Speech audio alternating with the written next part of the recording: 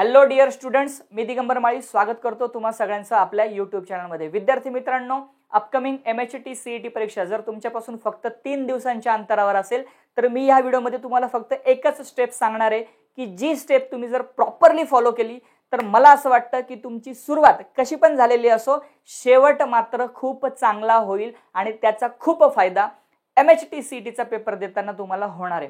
आता तुम्ही जर क्रिकेट मॅच बघत असाल, IPLचा सीझन सध्या चालू आहे, शेवटच्या 3 ओव्हर किती महत्त्वाचे असतात, कारण की शेवटच्या 3 ओव्हरमध्ये जर त्या क्रिकेट टीमने प्रॉपर स्कोर केला तर मॅच इकडून तिकडे जायला वेळ लागत नाही किंवा चेस करत असतील तर शेवटच्या 3 ओव्हर सुद्धा त्या ठिकाणी डिसाइडिंग ठरतात।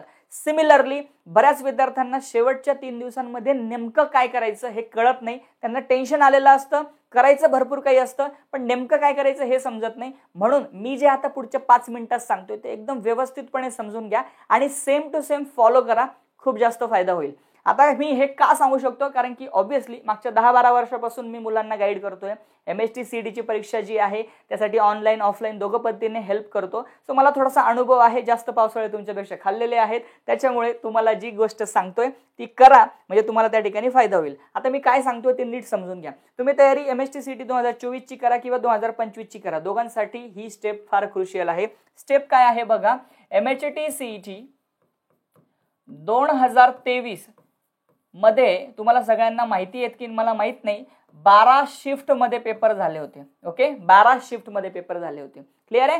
सो या 12 शिफ्ट मध्ये तुम्ही जर बघितलं तर प्रत्येक शिफ्ट मध्ये 100 क्वेश्चन्स आहेत। ओके, हे सर्वच्या सर्व क्वेश्चन्स तुम्ही जर कव्हर करू शकले म्हणजे साधारण तुम्हाला 1200 क्वेश्चन्सचं टार्गेट जर तुम्हाला कव्हर करता येत असेल तर बाळांनो मी तुम्हाला खात्री देऊन सांगतो अजूनही तुम्ही चांगला स्कोर MHT CET मध्ये आणू शकता। त्याचं कारण सांगतो, कारण की MHT CET 2023 च्या काही शिफ्ट अशा होत्या बाळांनो की ज्यामध्ये क्वेश्चन्स हे फार ट्रिकी विचारलेले आहेत, थोडेसे डिफिकल्ट विचारलेले आहेत।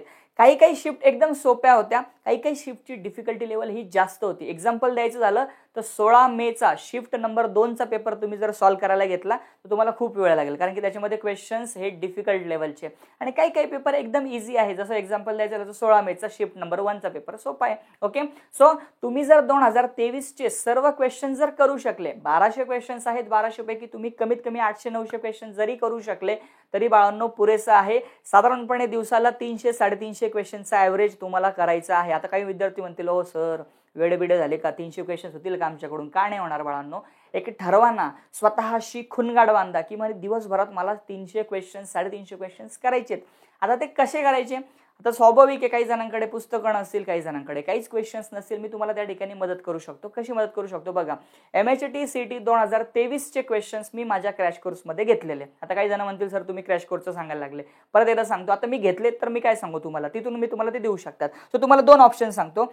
एक पहिला ऑप्शन, तुमच्याकडे जर टार्गेट पब्लिकेशनचं हे पुस्तक असेल, okay right, MHT CET PCB याच्यामध्ये तुम्हाला 12 शिफ्टचे सर्व क्वेश्चन्स भेटून जातील। हे पुस्तक तुमच्याकडे जर असेल त्याच्यामध्ये 12च्या 12 शिफ्ट्स अवेलेबल आहे। तर आता हे तुमच्याकडे जर असेल तर चांगली गोष्ट, नसेल तर काय करणार, इमिजिएटली तर लगेच काही भेटणार नाही किंवा दुकानात जाऊन जर परचेस करायचं म्हटलं तर पैसे खूप जातील। तर सेकंड ऑप्शन मी तुम्हाला त्या ठिकाणी देतोय की माझ्या क्रॅश कोर्समध्ये मी ऑलरेडी या 12 शिफ्टच्या क्वेश्चन पेपर्स ज्या आहेत त्या टप्प्याटप्प्याने ऑलरेडी कव्हर करतो आहेत किंवा कव्हर केलेल्या आहेत। ओके राईट, सो तुम्ही जर बघितलं करतो आहेत आणि केलेले आहेत याचं असं का, त्याचं कारण असं आहे की मी आता हा जो व्हिडिओ बनवतोय आज आहे 14 एप्रिल, ओके राईट, आणि शेवटच्या 3 दिवसांसाठी हा व्हिडिओ बनवतोय म्हणजे मी पुढच्या काही दिवसात ते क्वेश्चन्स पूर्ण कंप्लीट करतोय। तर त्याच्यात मी काय केलंय की क्वेश्चन घेतलाय, त्याचं प्रॉपर सोल्युशन पण घेतलेलं आहे, सर्व क्वेश्चन शिफ्ट वाईज मी कव्हर केलेले आहेत। ओके, सो ते तुम्हाला जर हवे असतील तर तुम्ही घेऊ शकता। तुम्हाला त्यासाठी क्रॅश कोर्स जॉईन करायला लागेल। आता काही जण म्हणतील हो सर शेवटच्या 3-4 दिवसांसाठी कुठे क्रॅश कोर्स जॉईन करायला लावताय, तर बाळांनो नीट समजून घ्या, शेवटच्या 3-4 दिवसांसाठीच मी त्या ठिकाणी तुम्हाला माझा क्रॅश कोर्स हा एकदम 80% फ्री केलेला आहे। म्हणजे तुम्ही जर बघितलं तर तुम्ही रेकॉर्डेड कोर्स घेतला त्याच्यामध्ये तुम्हाला सगळे 2023 चे क्वेश्चन्स भेटून जातील with proper solution, video lectures आहेत, पार्ट वाईज बनवलेले आहे, फक्त 99 रुपीज मध्ये। स्वतः 99 रुपये तुम्ही तर सहज खर्च करू शकता जर तुम्हाला हवे असतील तर। आणि जर तुम्ही लाईव्ह कोर्स घेतला तर 199। मी तुम्हाला लाईव्ह कोर्स घ्यायलाच लावणार नाही अजिबात, तुम्हाला मी सांगेल रेकॉर्डेड घ्या आणि ते सर्व क्वेश्चन्स करा। जर तुमच्याकडे हे पुस्तक नसेल तर मी तुम्हाला दोघंही ऑप्शन दिले, पुस्तक असेल तर पुस्तकातूनच सॉल्व्ह करा आणि नसेल तर तुम्ही क्रॅश कोर्स घेऊन तुम्ही सगळे 2023 चे प्रॉपर क्वेश्चन सॉल्व्ह करून घ्या, कारण की खूप सारे क्वेश्चन 2023 चे 2024 ला 2025 ला ॲज इट इज रिपीट होतील बाळांनो. तुम्हाला लगेच अंदाज येऊन जाईल जेव्हा तुम्ही 12 शिफ्टचे क्वेश्चन पेपर सॉल्व्ह करणार त्याला. तर एवढी एकच गोष्ट तुम्ही शेवटच्या 3 दिवसात प्रॉपरली करा. मला नाही वाटत बाकी तुम्हाला एक्स्ट्रा काही करायची गरज आहे. काही जण म्हणतात 2022चे सोडू का, 2021चे सोडू का, तर सोडवले तर काही वाईट नाही आहे त्याच्यामध्ये. पण गंमत काय ना, तेव्हा सिलेबस डिलीटेड होता. 25% सिलेबसवरचे क्वेश्चनच नाही त्याच्यामध्ये. तर 2023च्या 12 शिफ्टचे क्वेश्चन्स जर तुम्हाला सॉल्व्ह करता आले तर इतका फायदा होईल तुम्हाला की तुम्हाला त्यातले भरपूर questions as it is repeat राहतील. ॲज इट इज रिपीट राहील. पेपर सोडवताना तुम्हाला वाटणारच नाही की तुम्ही नवीन काहीतरी सॉल्व्ह करताय. ओके, सो हा जो कोर्स आहे हा माझ्या ॲपवर आहे. माझ्या ॲपचं नाव दिगंबर माळी आहे. तुम्हाला त्याची जर लिंक हवी असेल तर तुम्ही एक काम करा, या व्हॉट्सअपला फक्त मला हाय करा. तुम्हाला त्या ठिकाणी मी लिंक्स पाठवून देईल, कोर्स कसा परचेस करायचा वगैरे वगैरे वगैरे. बस बाकी काही नाही.